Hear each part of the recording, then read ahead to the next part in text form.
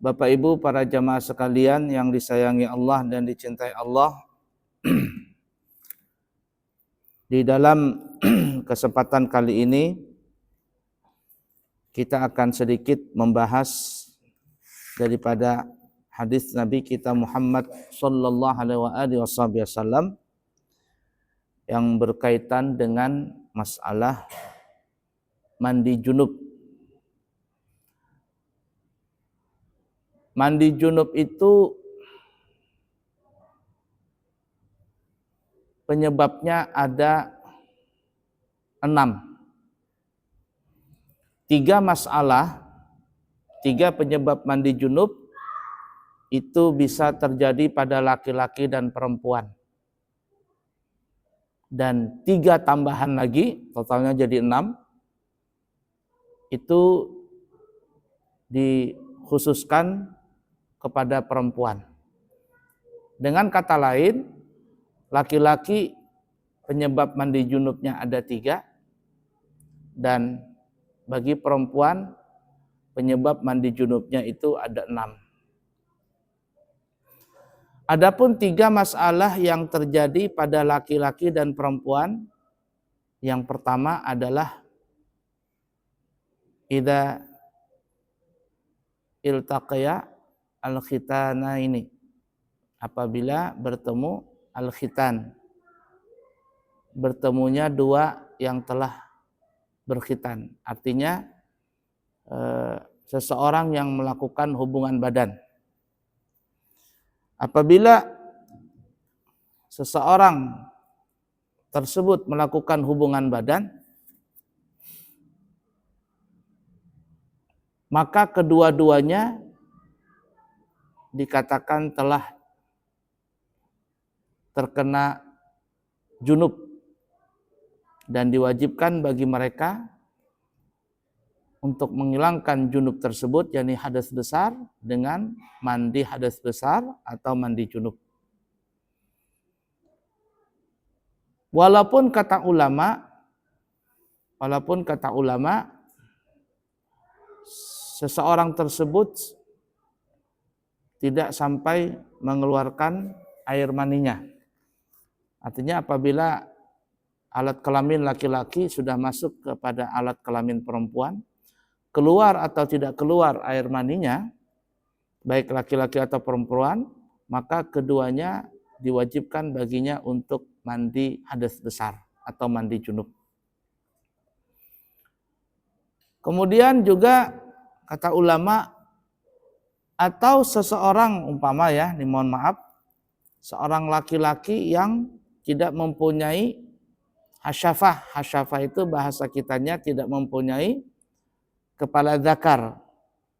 Mungkin terpotong atau apa begitu, tapi masih bisa berfungsi umpama. Nah, saya pernah ngelihat orang masih kecil dulu saya masih kecil, pergi ke Kalua di daerah Banjarmasin. Itu ada seorang anak mandi di sungai, kemudian dia itu dimakan buntal, maksudnya alat kelaminnya dimakan buntal. Ya, mungkin buntalnya itu merasa itu umpan kah, apakah cacing gitu kan ya, dimakannya. Jadi nggak punya sudah alat kelamin, tinggal bijinya aja. Nah, siapa tahu buntalnya itu memakan cuman kepalanya aja, ting begitu kan ya. Kirain udang begitu kan ya. Tinggal batangnya saja, tapi masih fungsi nih. Masih fungsi. Lalu alat kelamin tadi masuk ke alat kelamin perempuan, walaupun cuman sekedar kepalanya saja, kepala zakar. Kepala zakar anggaplah 1 senti. Nah, kemudian alat kelamin itu masuk cuma 1 senti saja ke dalam alat kelamin perempuan. Keluar atau tidak keluar air mani, maka kedua-duanya ini telah terkena hadas besar. Diwajibkan keduanya untuk mandi junub. Bahkan kata ulama, walaupun seseorang itu melakukan hubungan badan secara tidak halal, yakni di luar nikah, berzina. Nah, zina ini ada 5 tingkatan. Saya tadi baru dengar ceramahnya Ustadz Khalid Basalamah. Tiba-tiba ada di media sosial, beliau mengatakan dosa zina itu besar. Tapi dosa zina ini besar ada 5 tingkatan. Ya, semakin besar sampai 5 tingkatan dosanya. Yang pertama adalah orang yang berzina ya dengan perempuan manapun. Artinya dia melacur apa namanya itu? Melakukan hubungan badan dengan melacur atau dengan pacarnya, atau dia apalah gitu ya, melakukan hubungan badan di luar nikah dengan perempuan yang tidak halal baginya. Maka ini dosa besar, sudah dosa besar. Dan dosa zina ini semakin besar, yang kedua katanya apabila berzina itu dengan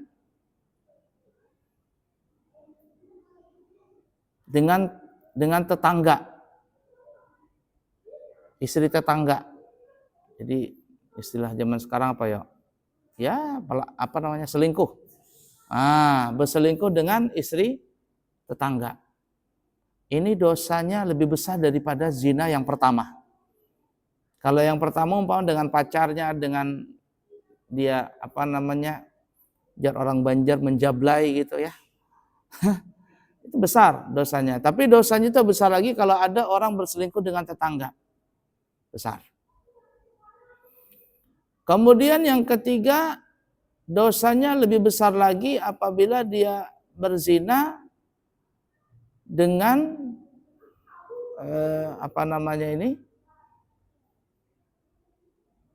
dengan orang yang mujahid.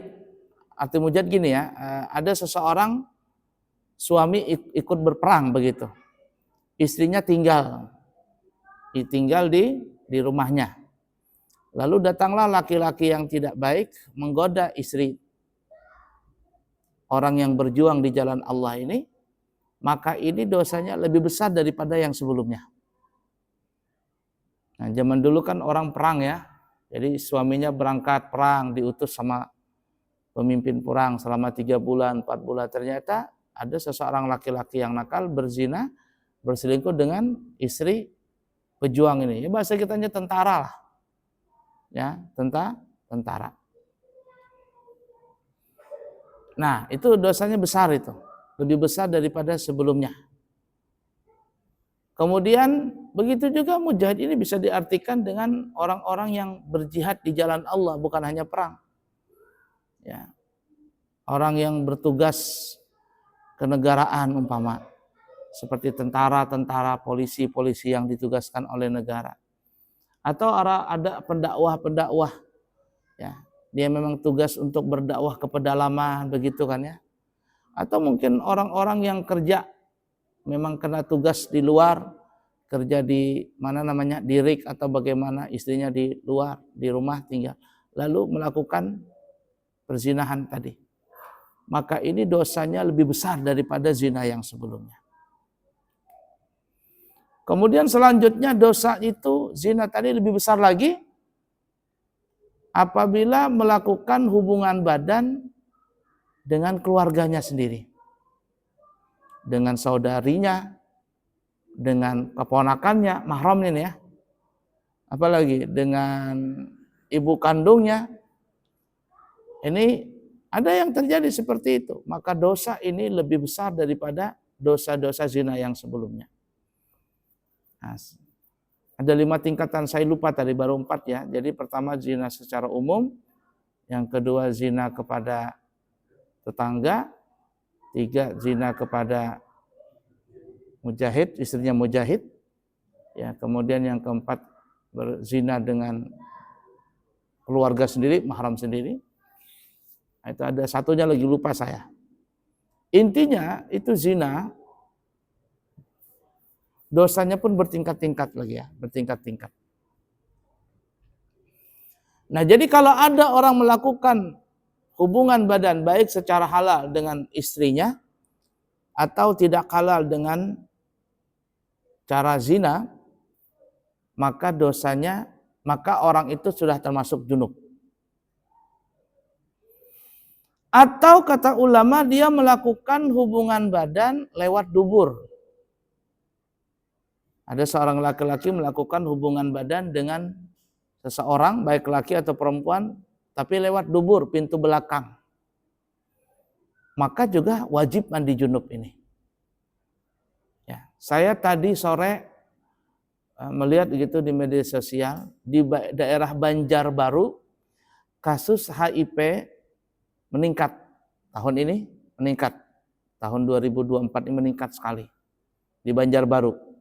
Padahal kita tahu di Banjarmasin itu banyak ulama. Banyak ulama dan lain sebagainya. Tapi ya tadi ternyata kasus HIV di sana sangat meningkat sekali. Dan setelah disurvei, HIV ini, AIDS ya, itu banyak terjangkit kepada orang yang melakukan hubungan badan dengan sejenis. Nah, berarti di sana itu banyak juga orang yang LGBT. Jadi laki-laki dengan laki-laki. Lewat pintu belakang. Saya juga heran loh, kenapa sekarang ini banyak banget laki-laki yang tulangnya itu kayak tulang di presto gitu. Tahu di presto? Lembut banget. Aduh. Hatta di Mekah, Madinah itu ada begitu. Di Mekah, Madinah ada.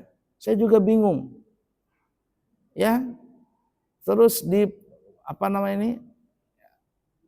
pramugari. Kalau pramugari kan perempuan. Ini pramugara. Waduh, lembek tulangnya itu. Kayak tulang di presto, lembek banget. Aduh, kata saya apa ini? Ya, lembek banget. Banyak sekali, di Balikpapan ini banyak sekali. Sampai ke luar negeri. Di Mekah, Madinah tuh ada yang seperti itu. Di Jeddah tuh banyak sekali. Salon-salon tuh ya Allah, orang Thailand, orang mana yang lembek tulangnya itu. Nah, itu HIV itu. Nah, jadi kita kembali. Jadi walaupun ada orang melakukan hubungan badan dengan sejenis, yakni melewat pintu belakang. Atau tidak sejenis dengan perempuan tapi lewat pintu belakang, maka juga wajib mandi junub. Bahkan ulama kita mengatakan walaupun ada orang melakukan hubungan dengan binatang. Dengan binatang. Dia punya kambing umpama, dia punya apa gitu. Jadi kambingnya digagahinya umpama. Maka ini terus masuk juga mandi junub. Alias berhadas besar. Yang berhadas besar yang manusianya, kalau kambingnya mah enggak junub. Ya, bebas mandi junub kambingnya tadi. Cuman kalau ada orang berzina ya dengan binatang, binatangnya dibunuh. Binatangnya dibunuh. Jadi kalau ada orang umpama datangin kambing dia, kemudian kasusnya terbongkar, dianjurkan dibunuh kambing tadi. Itu bau sial binatang itu. Bunuh aja, jangan dimakan, nanti ketularan. Ya. Baik, jadi seperti itu ya. Apa tadi? Pertama, penyebab mandi junub ini bisa terjadi pada laki-laki dan perempuan, yaitu melakukan hubungan badan. Keluar atau tidak keluar air mani, apabila alat kelamin laki-laki telah masuk ke kelamin perempuan, maka kedua-duanya telah dikatakan berhadas besar dan wajib untuk mandi junub. Kemudian yang kedua, penyebab mandi junub adalah keluar air mani. Keluar air mani ini dengan penyebab apapun juga. Dengan penyebab apapun juga. Dengan mimpi basah. Laki-laki bisa mimpi basah, perempuan juga bisa mimpi basah. Atau dengan menghayal, atau dengan tangannya sendiri. Kalau dengan tangannya, mazhab Imam Syafi'i mengatakan haram. Jadi apabila ada seorang laki-laki melakukan mengeluarkan air maninya dengan tangannya sendiri, mazhab Imam Syafi'i mengatakan haram.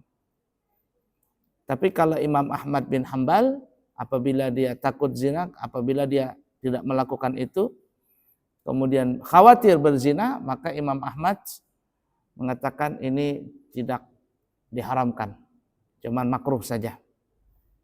Itu Imam Ahmad. Makanya ada dulu tentara polisi ya, saya ceramah gitu, membahas masalah seperti ini, dia bilang bagaimana kita Pak katanya, 3 bulan, 4 bulan gimana katanya kita di sana.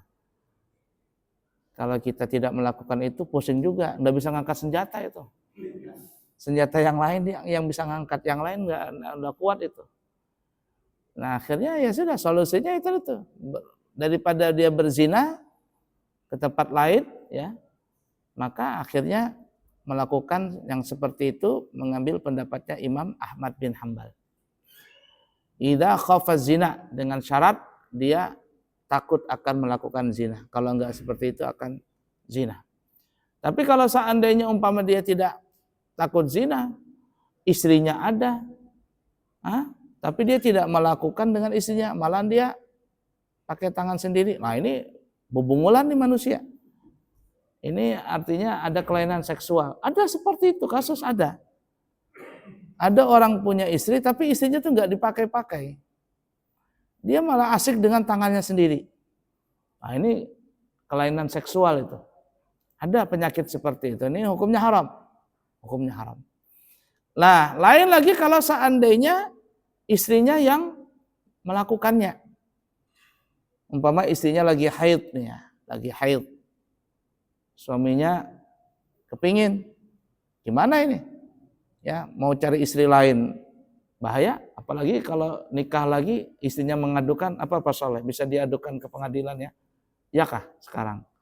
Jadi kalau ada suami nikah lagi, istrinya yang sah tidak terima, bisa dipenjara suaminya. Katanya begitu, tidak tahu benar atau tidaknya. Betul kah? Nah itu Pak Soleh yang tahu. Bahaya ini, jadi poligami ini repot, agak serem sekarang. Ya, agak serem begitu. Jadi kalau istrinya tidak ridha, habis masuk penjara suaminya. La ilaha illallah. Nah, jadi kalau ada kasus seperti itu, artinya suaminya kepingin sedangkan istrinya lagi dalam keadaan haid atau dalam keadaan nifas, maka paham-pahamlah. Artinya seorang istri ini membantu suaminya dengan cara pakai tangannya, tangan istrinya. Maka ini dibolehkan, dihalalkan, dan dianjurkan. Artinya dianjurkan, lakukan itu. Supaya seorang suami tadi bisa tenang. Karena laki-laki itu apabila laki-laki normal ya, itu 3 hari kalau tidak keluar sakit kepala itu. Ya, karena harus normalnya itu 3 hari sekali, itu dia sudah penuh, ibarat kata itu chestnya penuh. Cesannya penuh. Itu yang normal. Tapi kalau sudah 50 ke atas, sudah drop baterainya dah. Sudah mulai drop baterainya. Iya, bismillahirrahmanirrahim.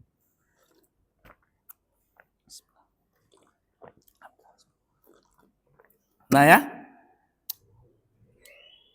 Jadi yang kedua penyebab mandi junub itu adalah keluar air mani. Laki-laki bisa keluar dan perempuan juga bisa.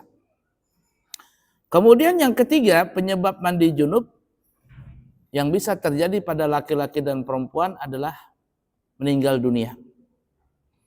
Jadi kalau ada seseorang meninggal dunia, dia orang Islam, maka si mayit ini tidak boleh disolatkan kecuali sudah dimandikan lebih dahulu.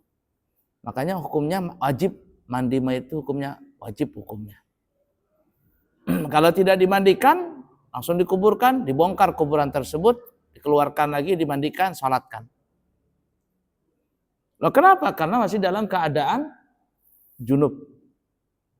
Makanya orang fardu kifayah itu kan ya ada 4 tuh. Mandikan, kafani, salatkan, kuburkan. Kalau tidak dimandikan, bongkar kuburannya. Nah kecuali kalau seandainya umpama dimakan buaya sampai tidak ketemu lagi, dimakan binatang buas, hilang, atau tenggelam di laut, atau hilang di hutan, bagaimana mau dimandikan orang yang nggak ada? Lain kalau orangnya ada, kalau orangnya ada wajib dimandikan. Bagaimana kalau orangnya terbakar? Ya sudah, apa yang bisa dimandikan, dimandikan. Jasadnya gitu mati, terbakar, hangus, mandikan. Kalau nggak bisa dimandikan, maka ditayamumkan. Atau orang tenggelam, atau orangnya kena naudzubillah min dzalik, nasallallahu salamul afiyah, kena bom hancur, atau dimutasi bukan dimutasi mutilasi, dimutasi ya, dimutilasi. Dan ini ya, para polisi mengatakan biasanya kasus mutilasi itu yang memutilasi itu adalah orang dekat, nggak mungkin orang jauh.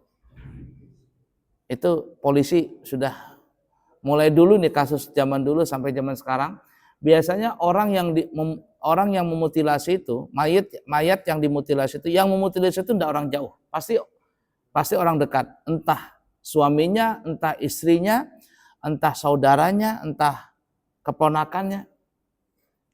Itu tuh psikopat. Psikopat ini biasanya kalau dia mutilasi itu bukan orang jauh. Kasusnya mulai gitu-gitu aja, orang dekat. Mungkin bukan keluarga tapi orang dekat. Orang dekat. Nah, ya. Nah, jadi kalau ada orang meninggal, yakni orang Islam, jikalau belum dimandikan, maka mayit ini belum bisa disolatkan. Oleh karena itu para jamaah, kalau kita ingin sholat gaib ya, sholat gaib, kita pastikan lebih dahulu bahwa mayit ini telah dimandikan. Kalau dia belum dimandikan, kita tidak bisa mensalatkan gaib. Begitu juga apalagi salat jenazah hadir, itu tidak bisa. Nah, 3 masalah ini terjadi pada laki dan perempuan. Berhubungan badan, keluar air mani, dan yang ketiga adalah meninggal dunia. Kemudian ada 3 lagi masalah tambahan terjadi khusus bagi perempuan, laki-laki nggak ada. Apa itu? Setelah selesai haid, selesai nifas, dan setelah melahirkan, apabila tidak ada darah nifas, tidak ada darah haid, tidak ada darah nifas maksudnya. Jadi setelah haid, setelah nifas, setelah melahirkan, jikalau tidak ada darah nifas, maka wajib perempuan ini mandi hadas besar.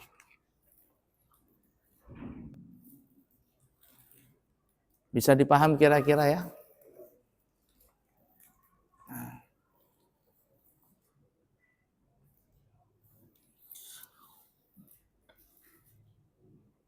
Bagaimana hukumnya menunda mandi junub? Ini yang kita bahas hadisnya nih. Jadi ada orang selesai berhubungan badan nih. Berhubungan badan, umpama di awal malam. Dia berhubungan badan umpama jam 10 malam atau jam 9 malam dengan istrinya. Kemudian setelah selesai semuanya, mengaruh suaminya. Laki-laki guring. Artinya dia tidur dalam keadaan junub sampai nanti sudah mau dekat subuh baru mandi. Nah, ya hukumnya boleh saja, artinya tidak sampai haram. Para ulama menghukumkan cuma makruh. Nah, walaupun makruh ada beberapa hal yang menjadikan rugi bagi orang yang menunda mandi junub itu. Dan juga ya, salah satu manfaat setelah kita selesai berhubungan, kemudian langsung mandi junub, itu salah satu manfaatnya adalah kita punya badan fit. Tapi kalau ada orang selesai melakukan hubungan badan, lalu dia menunda untuk mandi, atau tidak dicuci alat kelaminnya itu, ya, apa yang terjadi? Maka ini bisa menjadikan lambat laun lemah syahwat. Ya, lemah syahwat. Jadi kalau seandainya sudah selesai hubungan badan dan semuanya, maka segeralah untuk mandi junub, bersihkan alat kelamin, dan kalau seandainya tidak mau mandi junub, sekurang-kurangnya adalah bersihkan alat kelamin, dia kencing, dia buang air kecil, bersihkan alat kelaminnya, lalu dia berwudu. Ini menjadikan menguatkan syahwatnya dia, menguatkan staminanya dia. Tapi kalau seandainya bisa berhubungan badan, tidak dia cuci alat kelaminnya, tidak juga berwudu, apalagi tidak mandi sama sekali, maka ini akan mengurangi syahwatnya si laki-laki tadi. Nah, jadi itu kurang baik ya menunda tadi. Walaupun boleh tapi hukumnya makruh. Nah, begitu juga perempuan yang selesai haid. Jadi kalau dia sudah selesai haid, merasa sudah bersih, jangan ditunda untuk mandi haidnya. Maka segeralah untuk mandi haid. Nah, begitu juga perempuan yang selesai melakukan hubungan badan, kalau dia sudah merasa bersih, maka segeralah untuk mandi.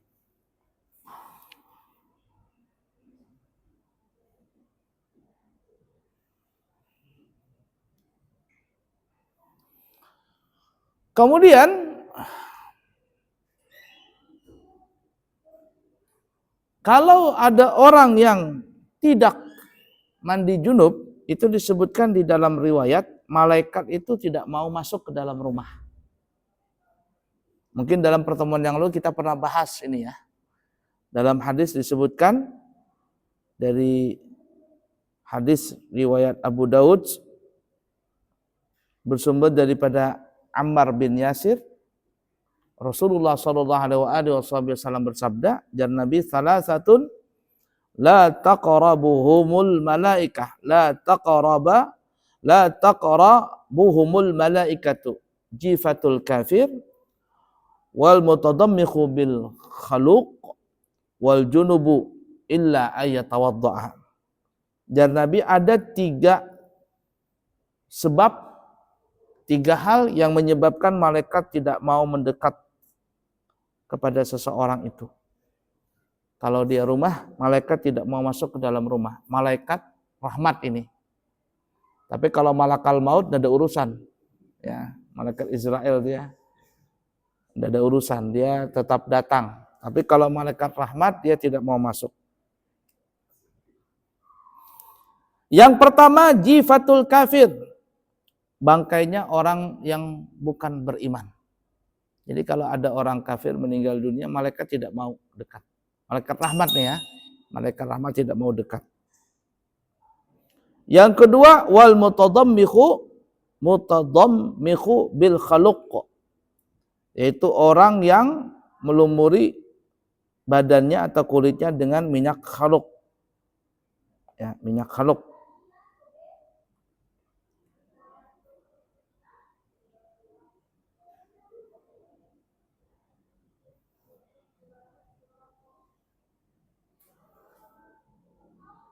Minyak khaluk ini apa ya? Semacam,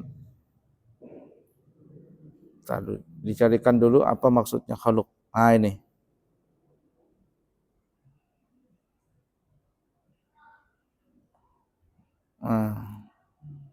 Minyak khaluk ini kata ulama adalah minyak wangi gabungan campuran daripada minyak za'faran dan minyak wangi lainnya. Yang mana didominasi warna merah dan kuning. Dalam riwayat hadis ini beda pendapat ya, kata ulama. Ada yang membolehkan, ada juga yang tidak boleh memakainya, haram. Kenapa dilarang memakai minyak khaluk ini? Ya, ini minyak za'faran yang bercampur dengan minyak lainnya, di mix ya, campuran itu.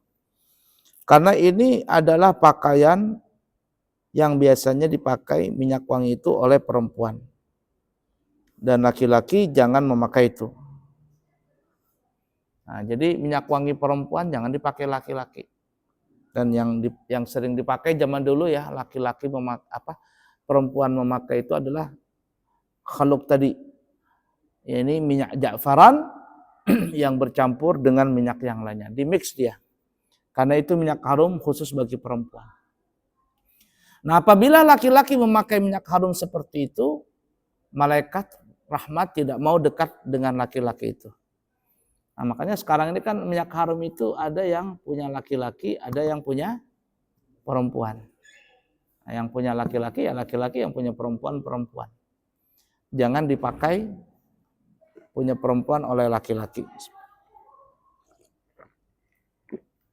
Kalau laki-laki memakai minyak harum perempuan, nanti tulangnya bisa jadi tulang presto. Nah, begini ya para jamaah, minyak atau parfum itu sebaiknya parfum itu jangan yang beralkohol. Cuman zaman sekarang ini, hatta kita pergi ke Mekah ya, pergi ke Mekah, ke Madinah, rata-rata minyak harum itu banyak yang beralkohol. Beralkohol. Kalau kita berangkat ke Mekah sana, kita di bawah Tower Zam-Zam itu, di dalam Tower Zam-Zam itu rata-rata lantai dasar itu orang jual minyak harum semuanya. Ada minyak harum yang mahal itu minyak harum yang sering di apa? Ref ISL, ELS apa itu ya? Itu favorit perempuan itu, Ref tadi. Harganya gila-gilaan. Bisa sampai 1 juta, 2 jutaan, 3 jutaan itu. Minyak harum tadi, parfum tadi. Tapi rata-rata pakai alkohol semua. Pakai alkohol semua.